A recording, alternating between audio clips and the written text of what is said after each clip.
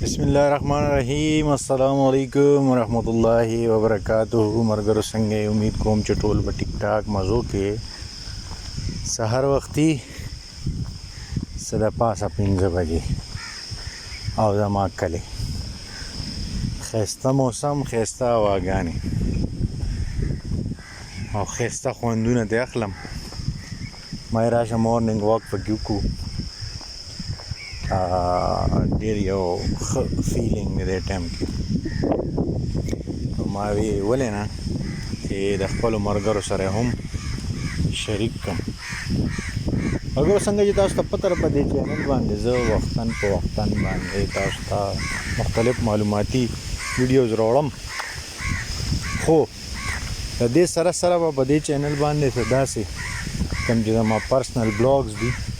یا ویلاګز دي هغه به هم پیزه شیر کوم تاسو سره نو مهرباني کوئ بس خوندونه ته اخلي د ویډیو نه او سپورټ کوئ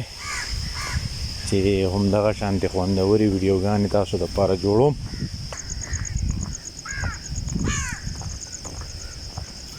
جی ملګرو خاص کر هغه مرګري کم چې زما مرګري یا بهر دي او یا په ښارونو کې اوسېږي نو هغوی ته زما دا خواست دی چې د خپل صحت لازمي خیال ساتئ ځکه چې صحت دی نو هر څه دي چې صحت نشته نشم نشته انسان باندې چې معمولي غوندې بیماري راشي بیا انسان ته پته ولګي هغه پښتو کې وایي که نه چې د سیره څو پخوي نو الله تعالی زمونږ جسم چې کوم دی نو دا د مشقت لپاره پیدا کړی دی څنګه چې زمونږ جسم ډیزاین شوی دی که نه چې مونږ به محنت کوو مشقت به کوو بیا به خورو صحیح ده نن سبا مسله دا جوړه ده چې مونږ صرف خورو محنت مشقت نه کوو زیاتره خلک لکه چې لکه اوس به زه ځان والم نو زما د ناستې کار دی ذهني طور خو زه ستړی کېږم خو جسماني طور نه ستړی کېږم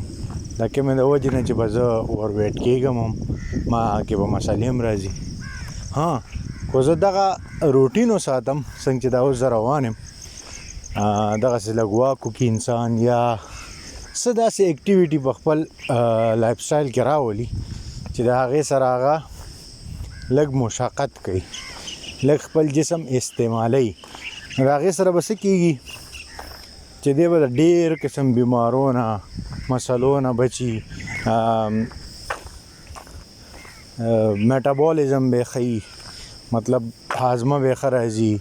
او نور داسې ډېرې مسایل دي چې د هغې نه به بچي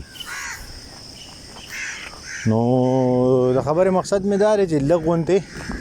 اکسرسایز لازمي پکاري انسان له خاص کر په نن سبا دور کې پخوا خو به ګوره انسان ډېر مشقت یې وي چا په پټو کې کارونه کول څوک به پیادل ګرځېدل ځکه چې دا کنوینسز او دا شیزونه نه وو خو چونکې اوس کو تاسو وګورئ نو زموږ سره فیسلیټیز دومره ډېر دي چې انسان بالکل بس د بل په رحم و کرم شوی دی کو موټر سایکل به موږ والو لکه مخکې به که څوک دکان ته تلل نو بس پیاده به تلل اوس کو یو 5 منټو لمځینو موټر سایکل باندې خپه واړی ولاړ شو بیا راځي دغه څه کوي ټیک ده مونږ ته سهولت خو دی خو زمونږ جسماني چې کوم اعضا دي زمونږ صحت دی په هغې باندې د دې ډېر بد اثر پرېوځي نو که مونږ وګورو د پخوانو خلکو عمرونه هم ډېر وو پخواني خلک فټ هم دي که اوس هم تاسو وګوره ډېر مشران چې وګورئ نو زمونږ نه اوس هم فټ دي او ولې چې هغې چې کوم هغه پیک ټایم دی که نه په هغه په ډېر ښه دغه کې تېر کړی و د هغې هغه جسم هغې سره یوز ټو مطلب روزانه مشقت به هغې کو دغې د وجې هغې سوپر فټ و همدغسې که مونږ اوس هم لرې نه ځو بس خپل روټین همغه شان پخوانو په شان شروع کړو لکه که زمونږ څه کار وي نو مونږ به پسې پیاده ځو صحیح ده که هغه نه وي که نه نو کم از کم 1 غنټه په 24 غنټو کې خپل ځان له ورکول لازمي دي نو امید کوم چې دا یو څو خبرې به زما د ملګرو خوښې شوي او بس مړه د صحت خیال ساتئ دوه ورځې ژوندون دی، 5 وخته مونځ کوئ، د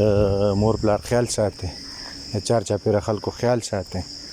او بس ما په دعاګانو کې یاد ساتئ. الله هم ښه ساته. د الله په امان.